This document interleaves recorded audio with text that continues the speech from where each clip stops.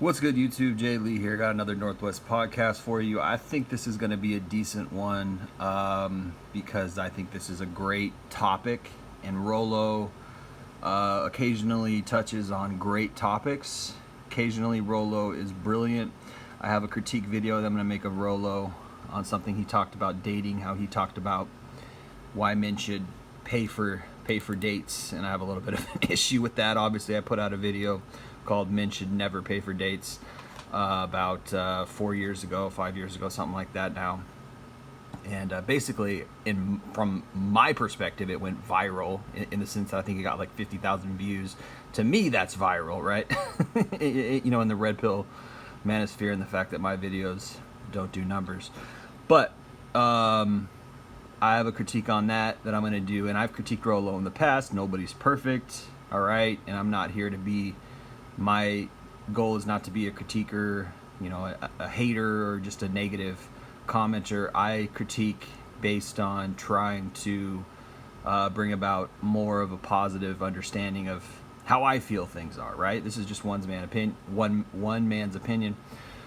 Right. So anyway, with that said, let me get into this. This is a wonderful topic because it really, really, really cuts to the core of the essence of what women are today, the essence of the modern women, and that's the self. This word here, self, right? Self-love obsession. Wonderful title. I watched the video. It's about 6 minutes long. He gets some things right, and he gets some things, in my opinion, they're just off. And I'm gonna talk about that and get into it. So without further ado, let me turn the volume up on this a little bit, and then let's watch. And I'm just gonna stop this as it goes, and sort of, I don't know if I should say critique, but I'm gonna talk about, the points that he's making, and kind of put my point out. So let's jump into it. And all of that, because so self-love, you mean like appreciate and love yourself, not like self-love like diddling yourself. Primarily it's because we live in an emotionalist time. We live emotion feels before reals. Okay, so the idea, and I experienced this first. I want to let you guys listen, but unfortunately I'm gonna have to stop this and just kind of critique, because he delves into so much that I got to do it point by point like this. So I don't necessarily agree with that. He's right, but he's not fully right. Yes, we live in an emotional time, but we live in an emotional time because of gynocentrism. We live in an emotional time because there's the push to put women on top and put men down, and that's been going on for about 60 years, since second wave feminism came around in the 1960s, which is radical feminism. Make no mistake, second wave feminism is radical feminism. Why? Because it uplifts women above men. It demonizes masculinity, the essence of masculinity at its core, or at least it brought about the beginnings of that. You really see that in third wave feminism. You really see the demonization of masculinity, the essence of maleness or masculinity, the demonization of that in third wave feminism. But second wave feminism brought about the beginnings of that. It brought about the ideas that were the roots or the seeds of that. So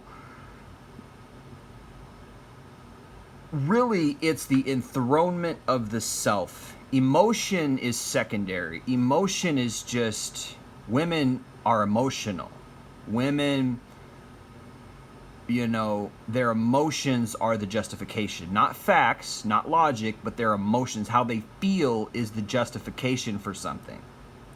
This is true in just almost across the board with most women. Now, yes, there are some women who are extremely rational, and that's wonderful. There are some women who are very qualified, apt thinkers, meaning they can use abstract thought, compare and contrast. They can put themselves in other people's shoes. It's rare, but they're out there. Okay, most women are solipsistic and emotionally based.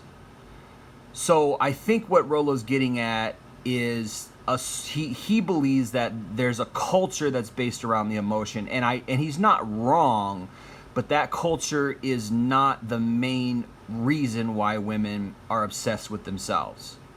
The main reason why women are obsessed with themselves is because they were given precedent to be that way through second wave feminism. Okay, so that's the point that I'm going to make in this video.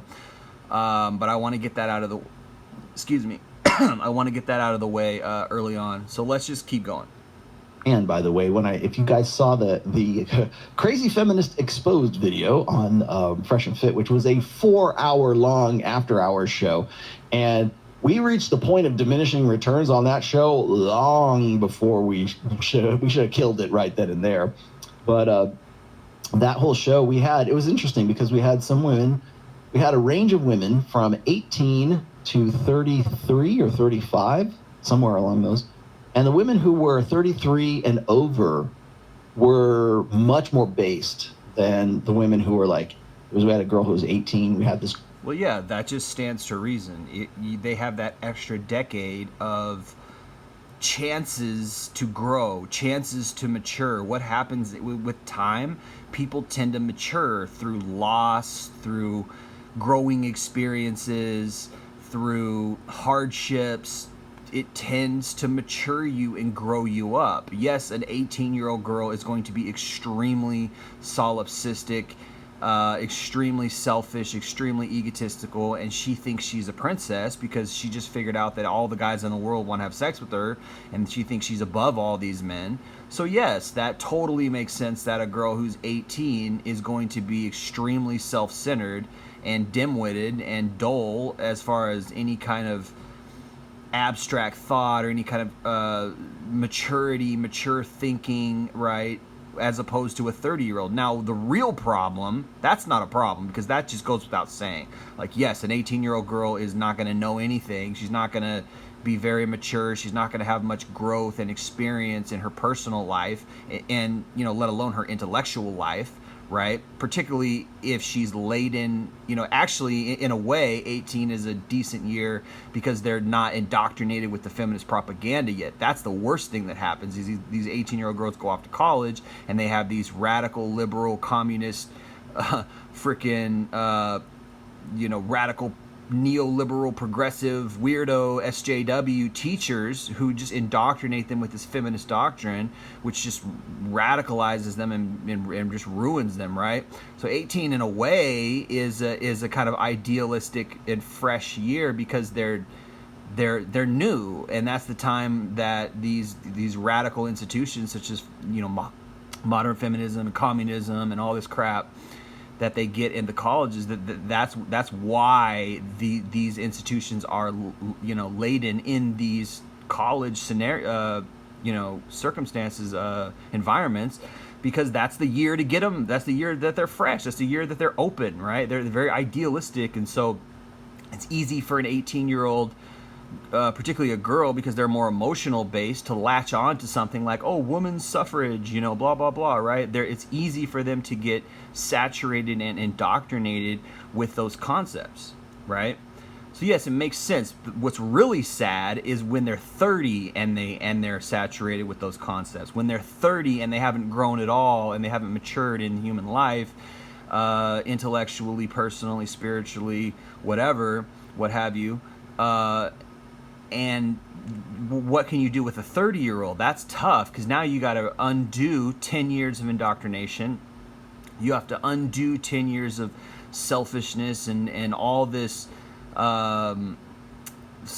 fortification, solidification of their pride and ego. All these years of all these experiences of, imagine fighting for yourself for 10 years as opposed to being open to grow for 10 years. Think about that, where these people, not only do they not grow, but they solidify in their opinions. They solidify in things that they believe to be right. They solidify in their indoctrination. That's a problem. 30 and let alone 40, that's even worse because, you're starting to go to the other side of the hill at 40. The top of the hill is 40, right? Now it's all downhill from there. 40 to 50 is downhill. 50 to 60 is downhill. We're talking about middle age. That's the rest of your life. It's downhill, right? But by the time you hit 40, that's the peak. And if you're totally still indoctrinated in the same indoctrination that you got when you were 20, at 40, boy, you are in a bad spot as a female, because men don't want, quality men. These cucks, these weak beta white knight men, sure, they'll settle down with a 40-year-old radical feminist because they got no other option, and they're like, ooh, mommy has vagina, right? That's horrible. So, but that happens. But that's all they're good for. You can't have a quality relationship with a decent man who understands his own masculinity, who's high value, if you are indoctrinated and laden with these radical feminist ideals at 40. I mean, it's just, no. And obviously, what goes without mentioning is that you should be married by the time you're 25. Really, and that, that's a whole other podcast in and of itself. But anyway, so it totally makes sense what he's saying. Yes, a girl who's 18 is going to be naive and idealistic and think that her shit doesn't stink, and it totally makes sense. So I don't know what he's, like, I don't know why he doesn't realize that. But I think Rollo gets lost in the sauce. I think he gets caught up in his. He tries to have a social life because he's a red pill guy / PUA guy, even though he's married, which is funny. He's got these delusions of grandeur, delusions of being a pickup artist, even though he's married. And I don't know what that says about his marriage, but I'm not going to pry or gossip. But it's one of the things that I've critiqued Rollo on, is that yes, you can be a red pill guy and practice PUA, but it's a fine line. Also, red pill should back up. I mean, red pill and game can complement each other and should complement each other in a way. If you're going to game and you have a red pill base, a red pill education, then that's really good, right? But obviously, someone like Rollo who's married, and then sometimes he's just not fully congruent, as far as like, sometimes he can fall into his own, BS. But anyway, let me go on. I don't want to sit here and gossip or get too personal, but girl was a French Canadian girl, was sitting to my left on the show, and she was a hot girl, blue eyes, very thin, looked like she took care of herself, but she was just there. No one's at home. Yeah, I was looking. I have the video because she's 18, dude. What do you expect from an 18-year-old girl who's attractive? Like, they don't grow. I mean, like, really, it's sad to say, and I've said this before on my channel, is a lot of times women do not really start to mature until they hit the wall, because they're lost in the sauce. They're lost in their own beauty, so to speak. They're lost in their own delusion of how important they are based on sexuality. And I think it was Richard Cooper who said this, is that the moment women realize that men want them for sex is the moment they stop maturing, because they realize, oh, hey, wait a minute, I can get something out of this, which is a weird thing to think about, and it really exposes female nature when you think about that. Like, men don't do that, but then we don't have that option. Also, true. But you have to think, like, if men did have that option, would they just stay there? Would they stay in that? I don't think so, because there's something in men that wants to seek out purpose, wants to, cling and adhere to the truth, wants to have an essence and foundation of genuineness and purpose. Whereas a woman, and this plays into this topic, self-love, and why are women addicted to self-love? Because they just stop at that point. They don't want to. It's not about achievement. It's about some kind of rulership. It's about control. And this is what women get out of their beauty. Women get a sense of control and rulership out of their beauty. They realize that their sexuality gets them things. Their sexuality advances them financially, advances them socially, or what, in their own twisted way. And yes, if you look at Bad Barbie, which is just a sign of the sign of the end times, she made $50 million net gross income or whatever last year.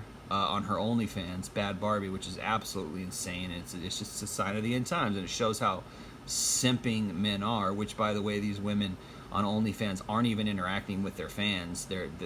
They're loyal subscribers. They're not even interacting with them. They farm out their text messages. So it's just some guy who's texting these lonely men, which that's the reason that these men don't just watch porn. They subscribe to their OnlyFans because of the interaction. But what they don't realize is that it's really not an interaction. It's not a genuine interaction with that woman, at least. It's an interaction with some guy who the woman paid to speak to all these men. It's weird and it's sick. I don't know if they find these guys on Fiverr or Craigslist or whatever, but these guys, I don't know how much they pay them, but they're paying these guys to field these conversations, these communications with these simp OnlyFans subscribers, which is insane. So that's not even real. Like, you're not even talking to that girl, so it's not a real relationship, and it's sick, and it's a whole nother podcast in and of itself, whole nother conversation, which really it implies that what women are doing is they're so insanely militarizing sexuality that literally there's a vacuum of men who are so lonely that the only interaction they can get with women is if they pay for it. So they're not paying for sex, they're paying for the interaction. These men are desperately lonely and they desperately want some interaction with a beautiful woman. What they really want is a relationship. And that's what people should have. But when women started sexualizing themselves and monetizing themselves, that ended. And women no longer became male counterparts. They no longer became spouses. They no longer became complements to a man or a wonderful addition to his life, and vice versa. They became products. They became material to be sold. And they did this themselves. And I've got podcasts talking about that. They did this themselves. They monetized themselves. Okay? They commoditized themselves. They commercialized themselves. They sold themselves to the free market.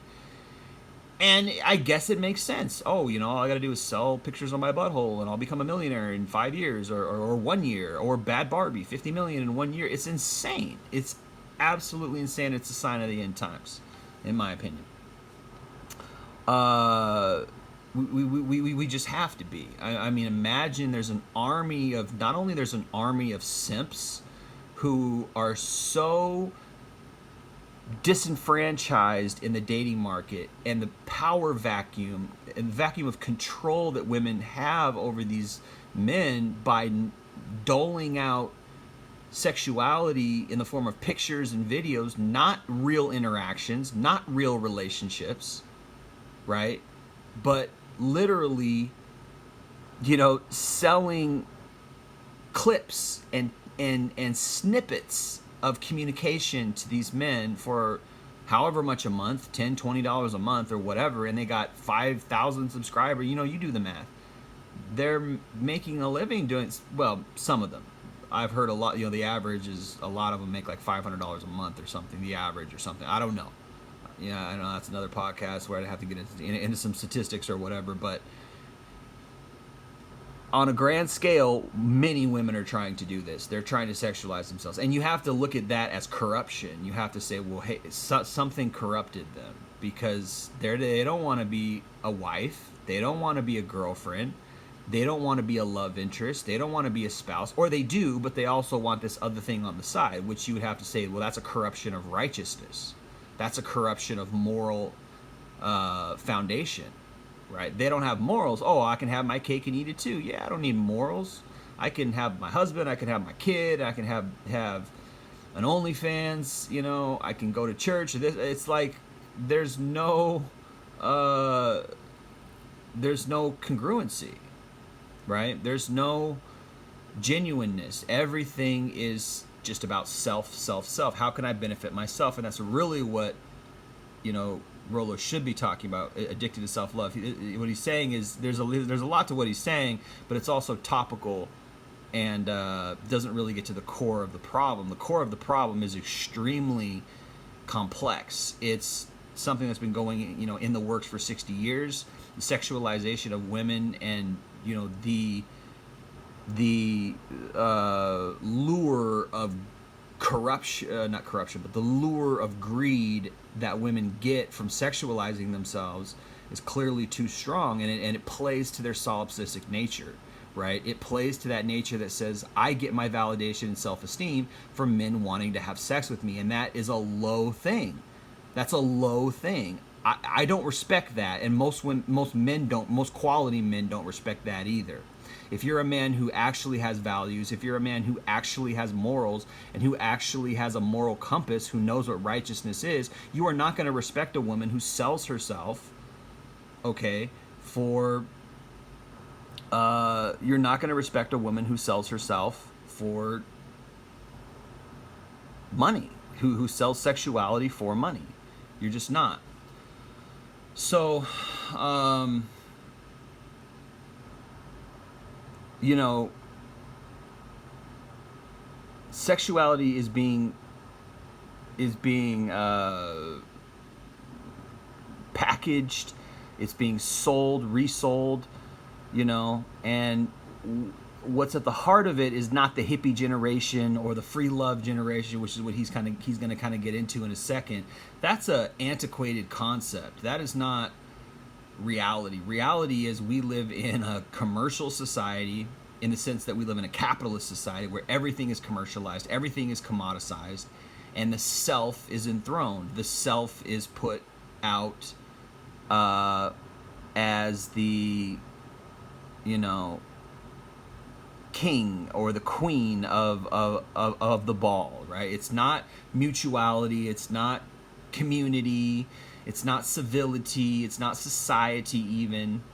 You know, these words all have different meanings and connotations, but community is one of the best ones. You know, a really normal functioning life and marriage life, family life, etc., quality functioning, it has community at its core. Humans are communal creatures. God created us that way, I believe, right? So when you take that away and you turn from community to individualism, and I wouldn't even use the word collectivism, I would use the word community, it's a better word, and you take that into individualism, then it's all about the self, and it's all about, oh, what can I do to further my own prosperity? What can I do to further my own happiness? Me. We live in a me generation, right?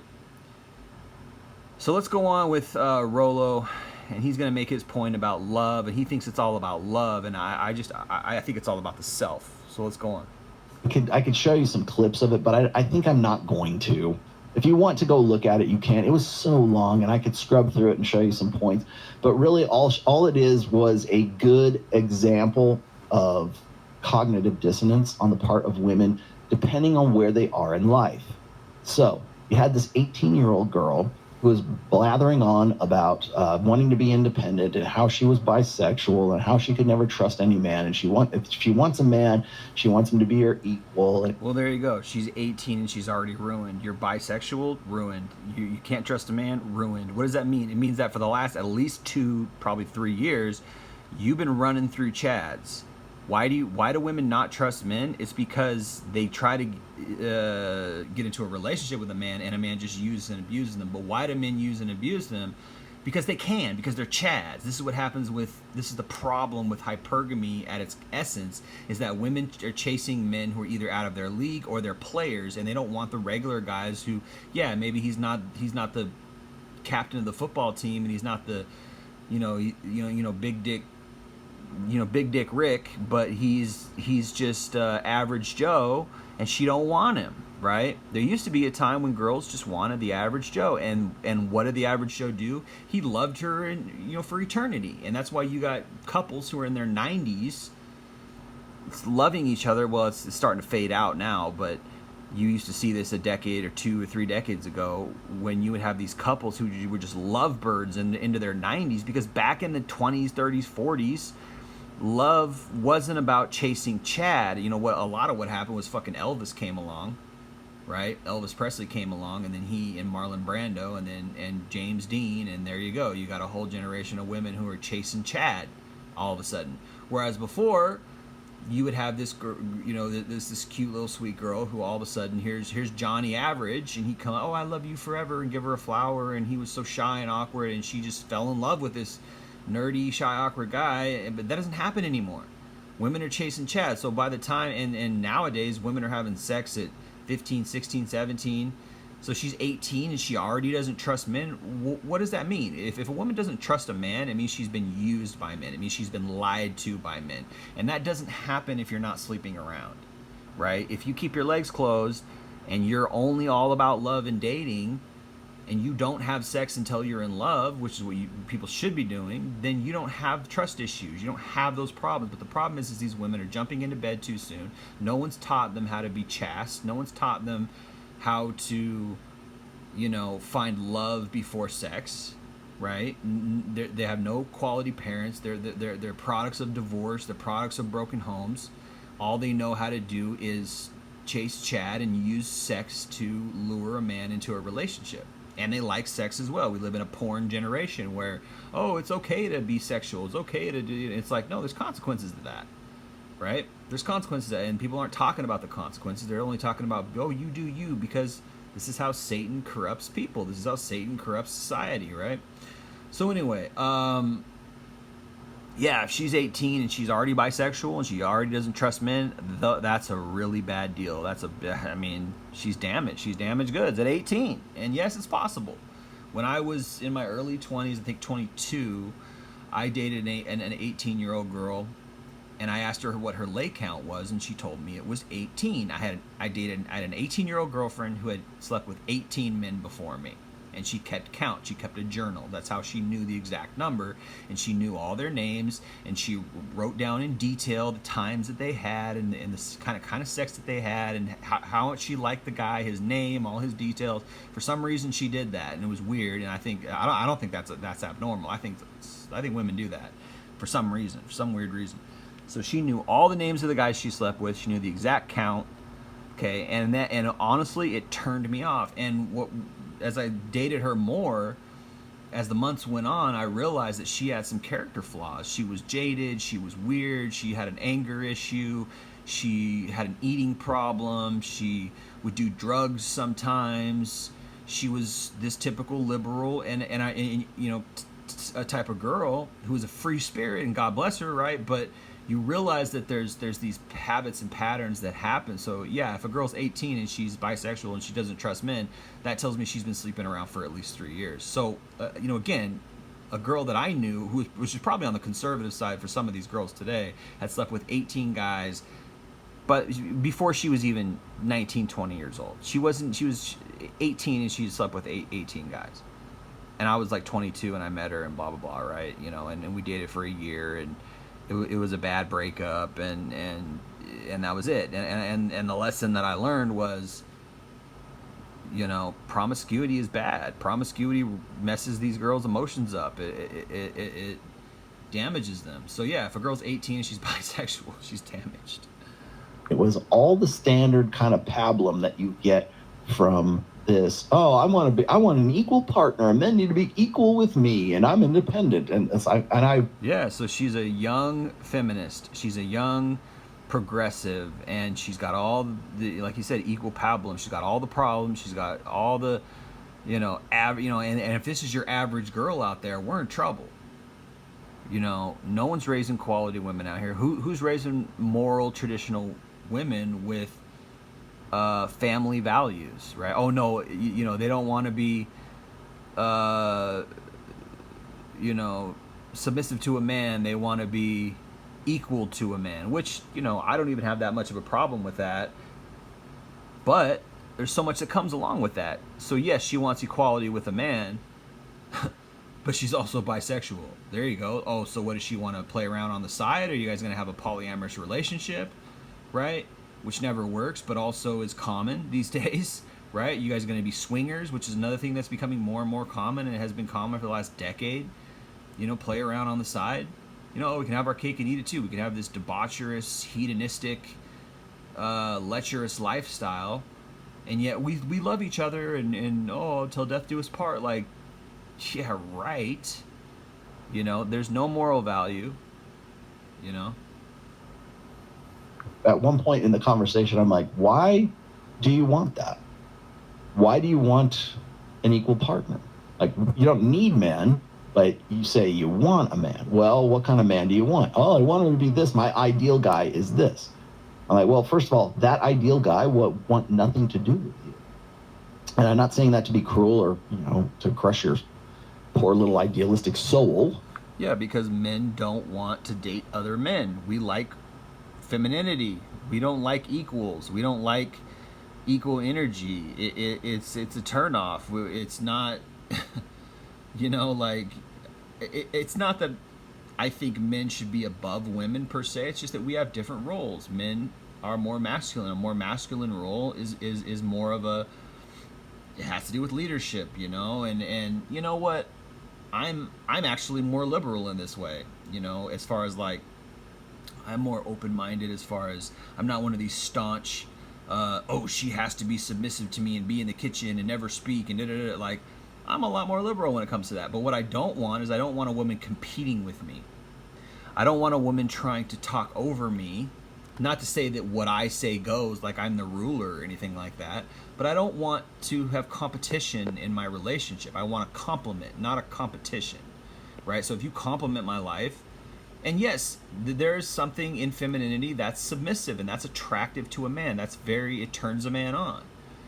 Whereas what turns a man off is a woman who's masculine, a woman who's trying to compete with him, a woman who's trying to run the show. Because what happens when you have two masculine characteristics in a relationship, there's going to be competition.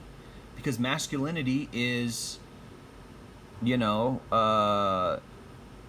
masculinity competes, and I've talked about this, in the past, where I don't like men competing with other men. I'd rather be copacetic. I'd rather be complementary to other.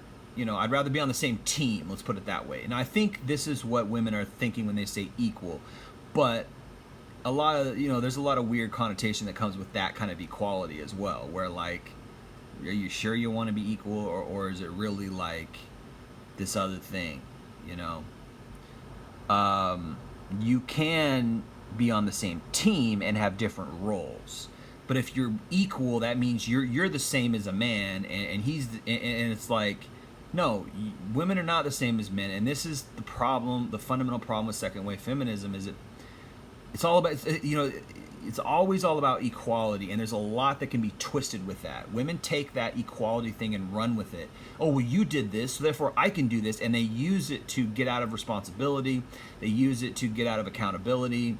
Oh, well, men are doing that. It's like, no, first of all, there's nuance involved in that. It's not all men who are sleeping around and using women, and even if all men were doing that, does that mean two wrongs, do two wrongs make a right?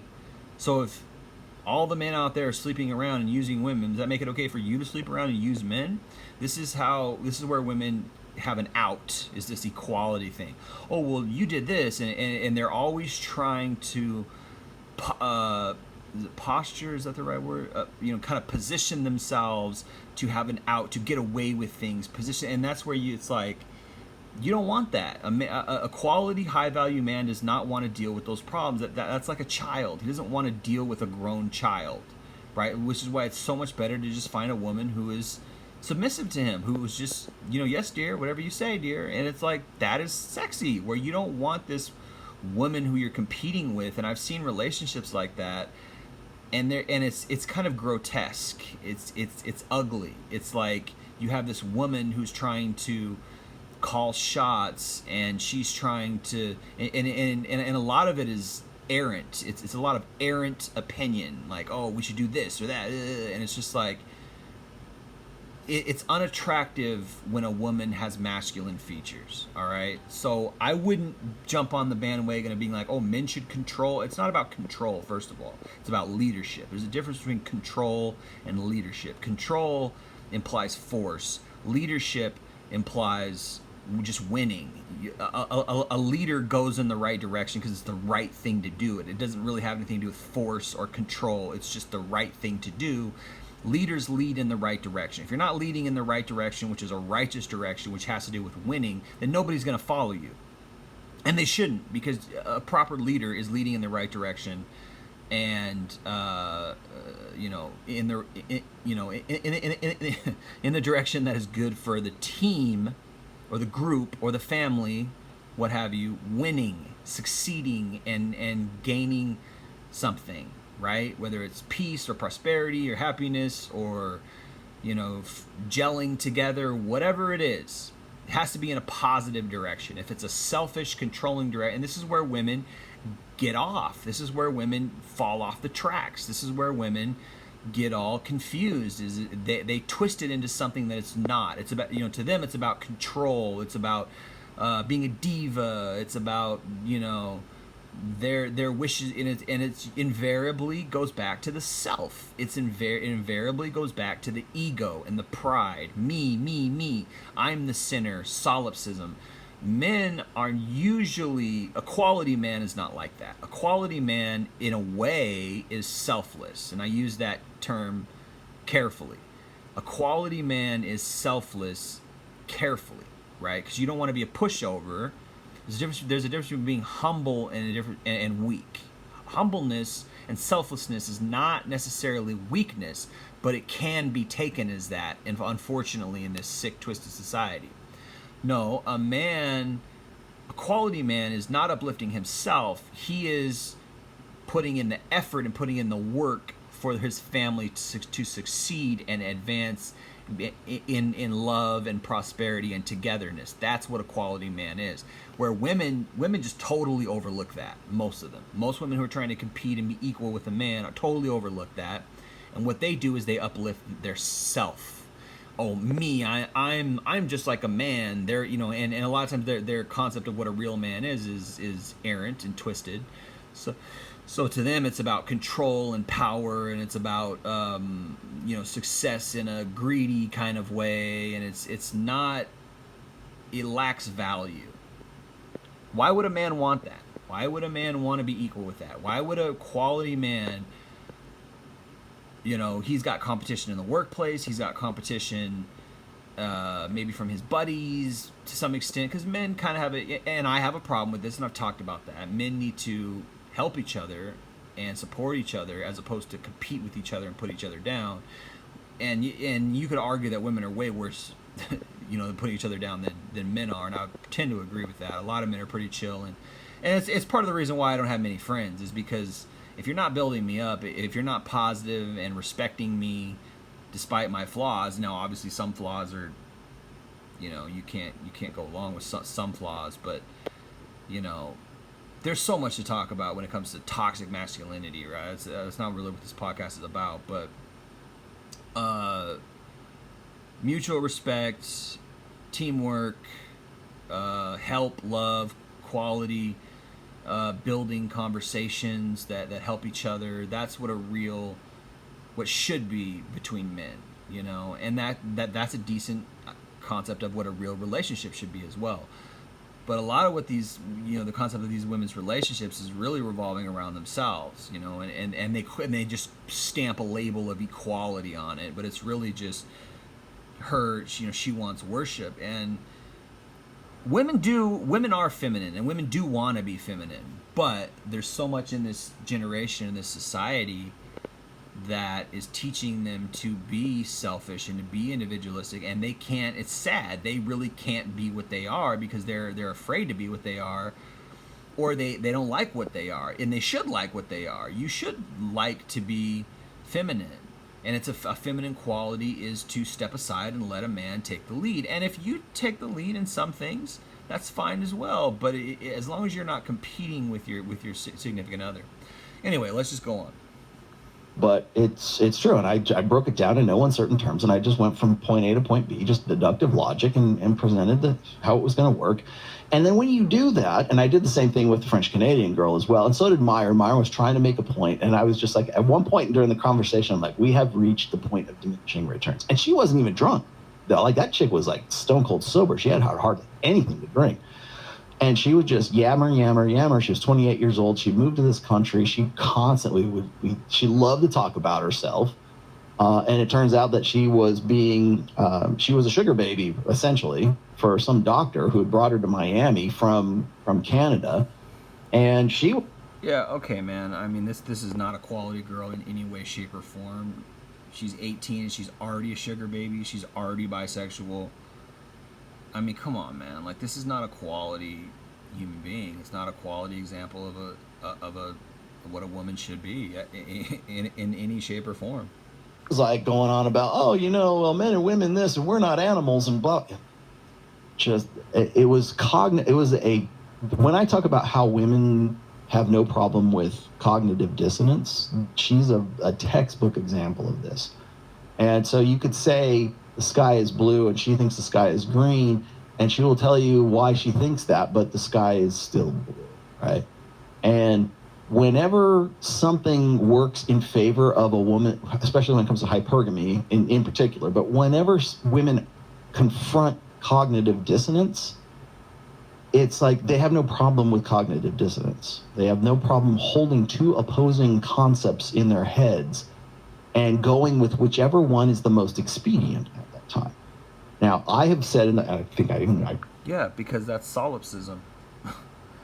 That's just an example of solipsism. And yes, you're right. It's absolutely linked to hypergamy. That is definitely true. A woman is always going to do what's best for her, and this is solipsism. Whereas a man is more sacrificial. A man's love for a woman is more sacrificial, whereas a woman's love for a man is conditional and self-based most of the time.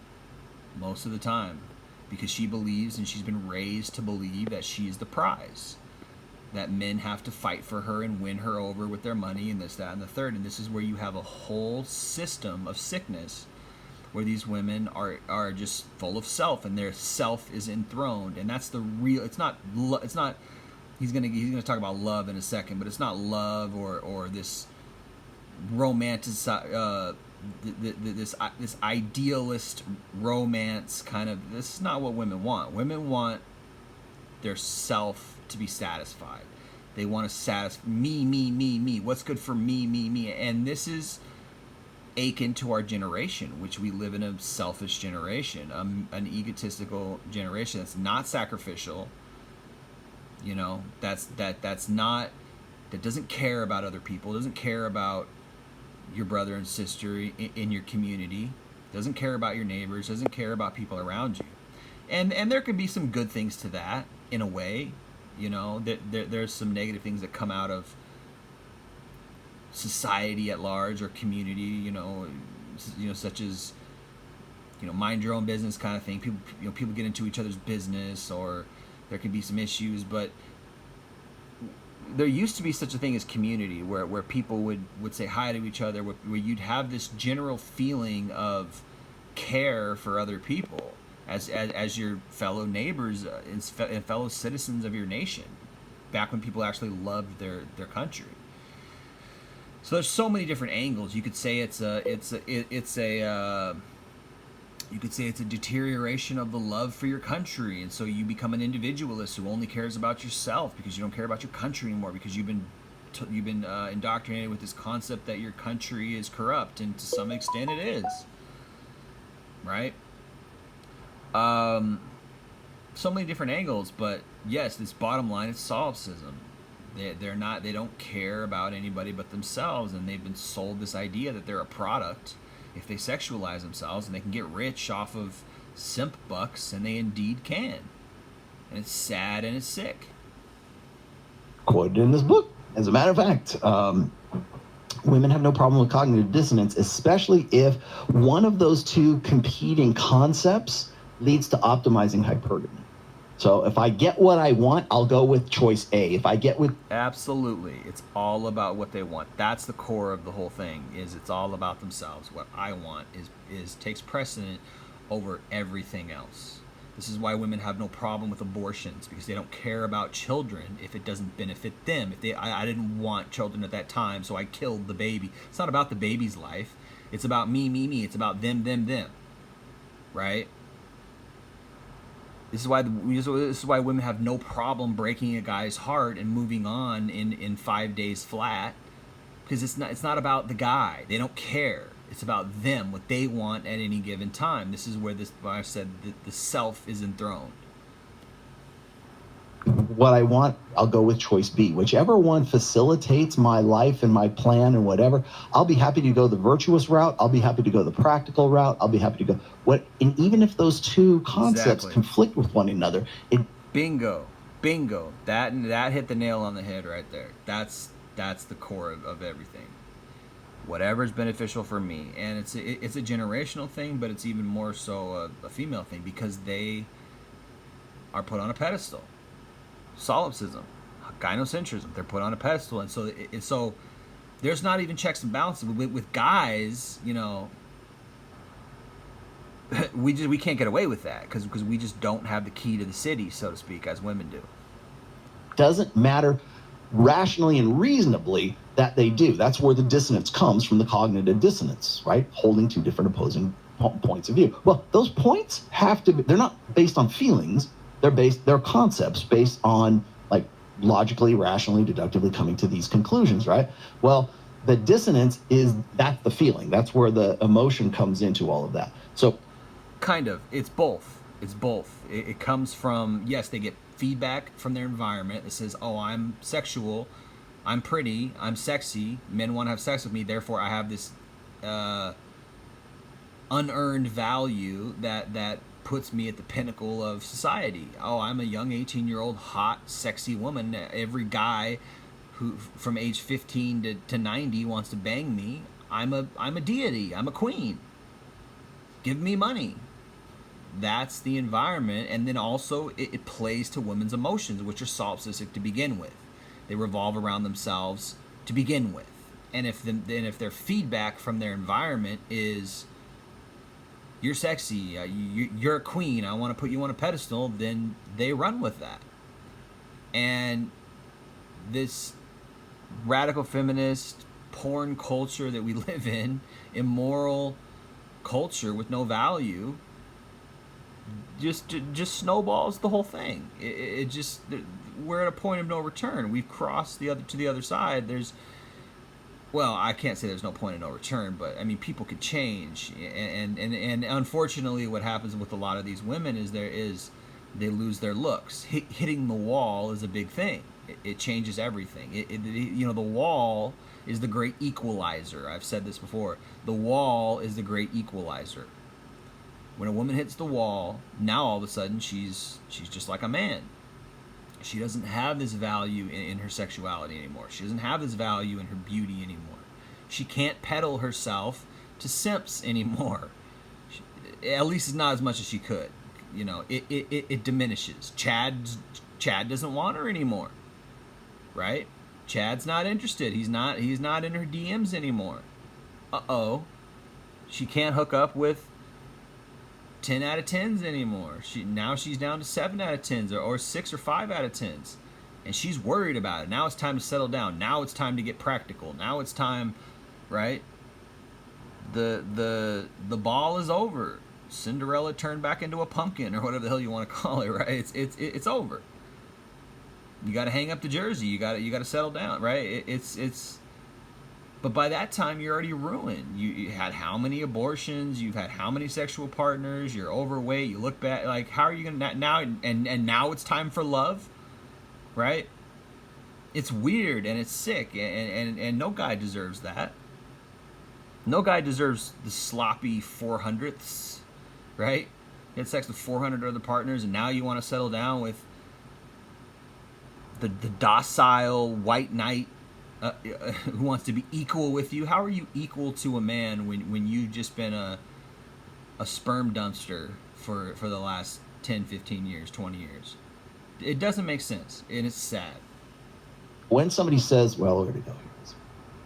When somebody says this, why are they so big on self-love? Because love is the highest order feeling that women have. Wrong. So if something leads... Wrong. This is where he's wrong. So in this last 2 minutes, he starts talking about love, and it's wrong. No, it's not. Love isn't the highest order for women. Self is the highest order for women. Solipsism is the highest order for women. And love comes in second. Yes, I'm not saying women don't want love. They want love. But their self is more important than that. to greater love, or like Jada Pinkett Smith was saying, it's all about love. It's all about, follow your heart, girl. It never leads you astray. You'll see this in Disney Pixar movies. You'll see this. It's a constant romantic ideal that. Yeah, and it's all bullshit because that's not what they really want. What somebody really wants is something they will manifest. If you really want something, you're going to go after that thing and you're going to create that thing. And there's no lack of opportunity for these young women to have love out here. If women really wanted love, they could have it tomorrow. They could have it in 2 hours. If women really wanted love, there's men out here who will cross mountains for love. And this is where this eternal sadistic lie, and I say eternal because women have been lying about this for as long as I've been alive, that men don't want love. Bullshit. Men want love so much. Problem is women don't want love. That's the real problem. Women want Chad. Women want the bad boy. Women want to have fun. Girls just want to have fun.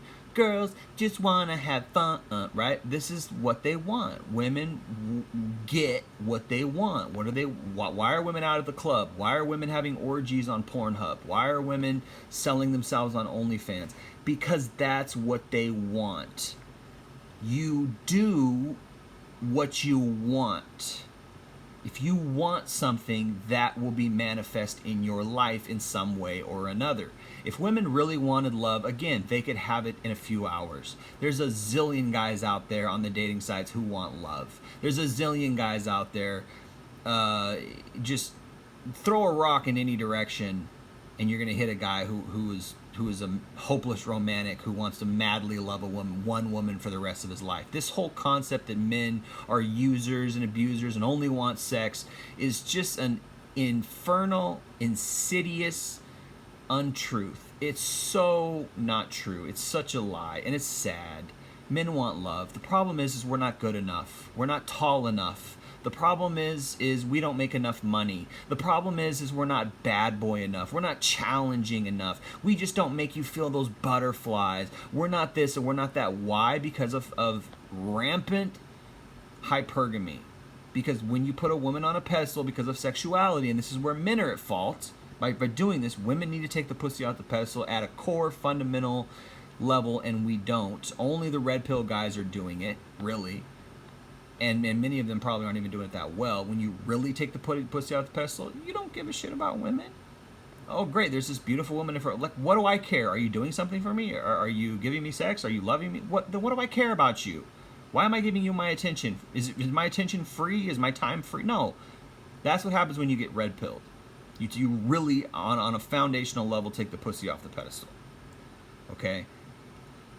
When guys do that, then maybe things will start to change. But a woman's like, oh, well, guys want me, so therefore I'm so important and blah, blah, blah. So it's not about love.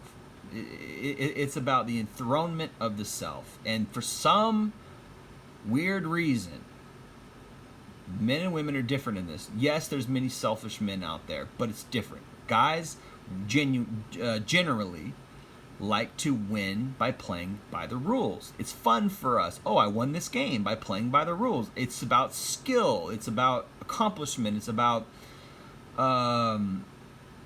what's the word I'm thinking of? Meritocracy, right? We've earned something, right? But with a woman, it's about implied rulership. Oh, I breathe, therefore I'm a diva. I exist. I'm here. I mean, they feel like all they need to do is show up. And then that's it, because her worth lies in her beauty and her sexuality. And so what do? They commoditize it. They put a price tag on it and they sell it, right?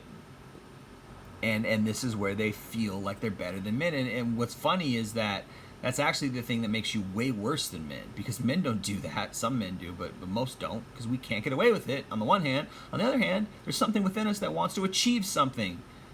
We'd probably feel cheap selling ourselves, or it's a weird thing, but women like it. And I think it has to do probably with our nature, which is that women often exchange sexuality and intimacy for resources, and it's some kind of survival technique.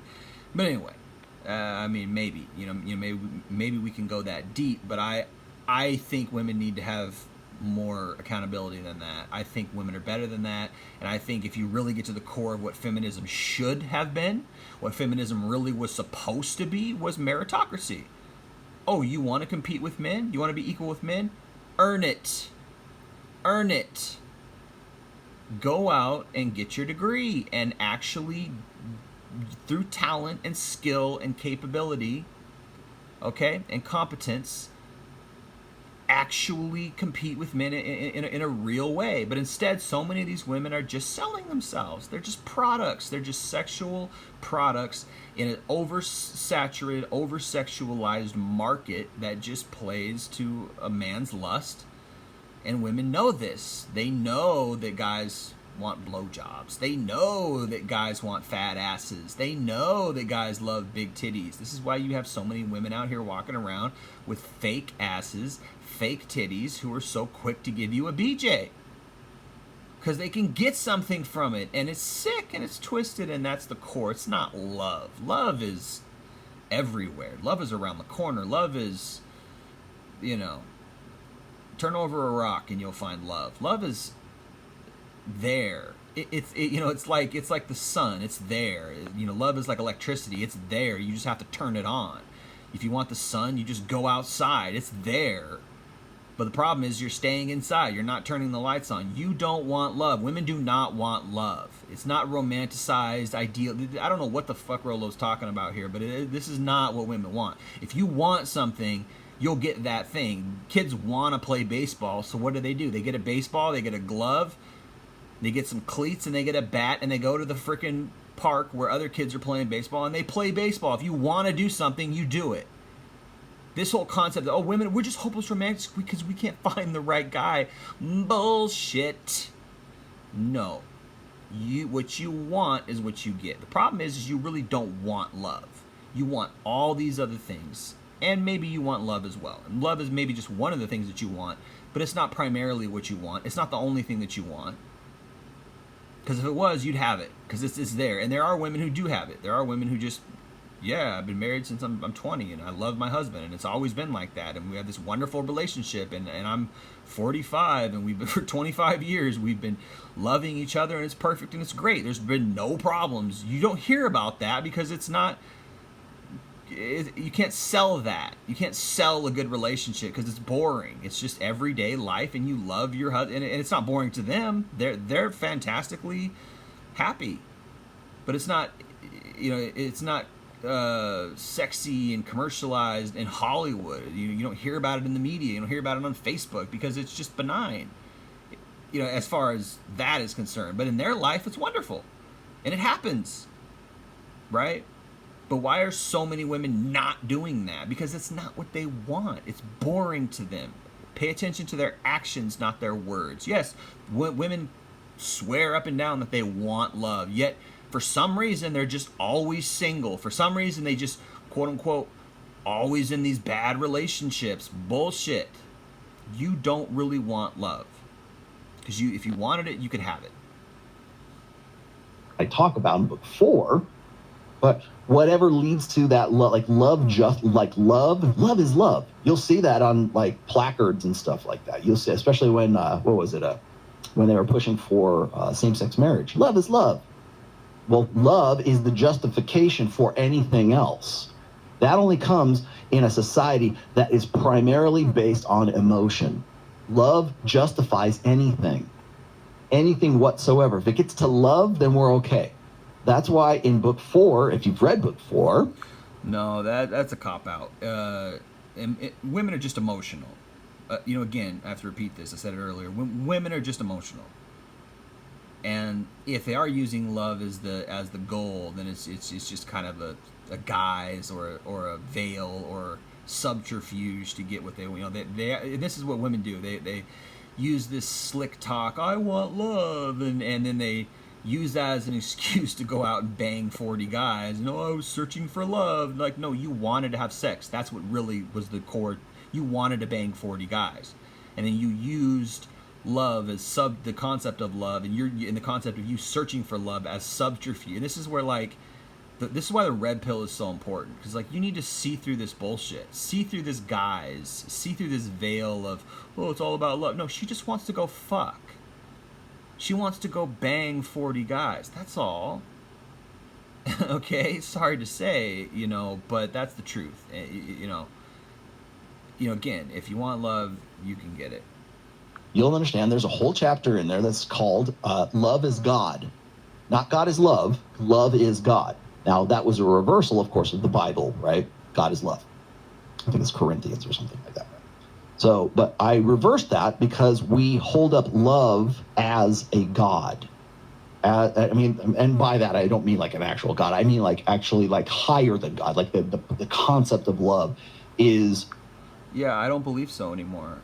I think that, yes, humans do hold the concept of love very highly, but I think that that's not what women want. I think that that's not the goal. I think that, that's not the direction women are going. The direction women are going is self-satisfaction, self-enthronement. That's the real direction that women are going. Because, again, pay attention to their actions, right? Pay attention to their actions. What makes things worthwhile? If it was all for love, then it was okay. Oh, I killed this person. Was it for love? Yeah. Okay. Well, I guess you're all right. You're off the hook. Right? I mean, what he's saying is not incorrect, but it's based in idealism, and it's not the core of what the real problem is. Oh, I committed these acts of atrocity, but it was for love, for the true love. Love is God. Love is the feeling, the emotion of love is the highest order, like principle.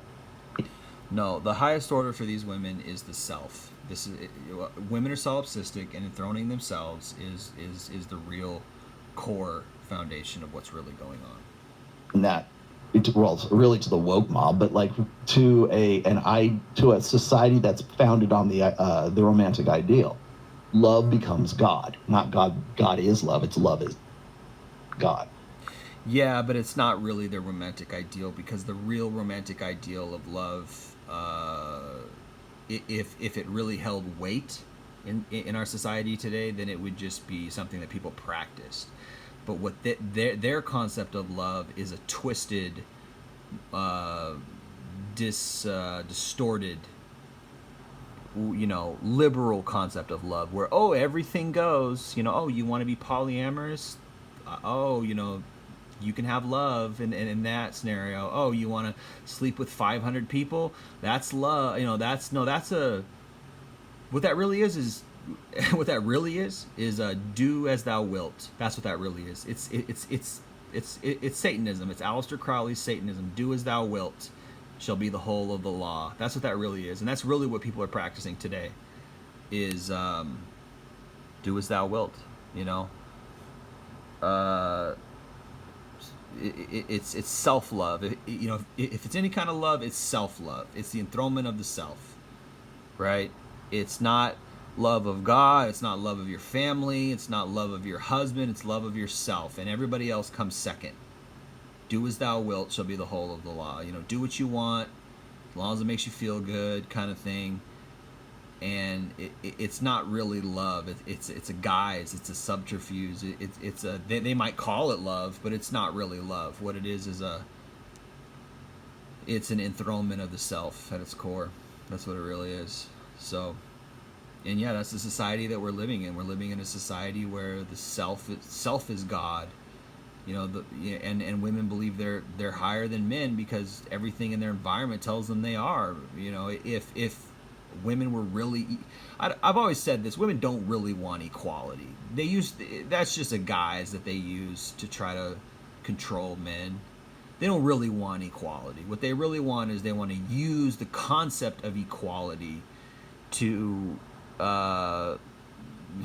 manipulate the way other people think about themselves. And this is why so many women end up miserable. This is why so many women genuinely are miserable, is because they really just want to manipulate and control other people at their core, because it's the self. It's the self. That's what the self wants to do. The self wants to manipulate others. When you take your ego out of it, all of a sudden things really become equalized. Like, oh yeah, you become, like where things are just zeroed out. You take yourself out of the equation, and then it's about what's right and what's true and what's real. If you take yourself and the ego out of the equation. But if you interject the ego into everything, then what's right and what's true and what's real is no longer the precedent. Now it's you, it's yourself, it's what you want. Right?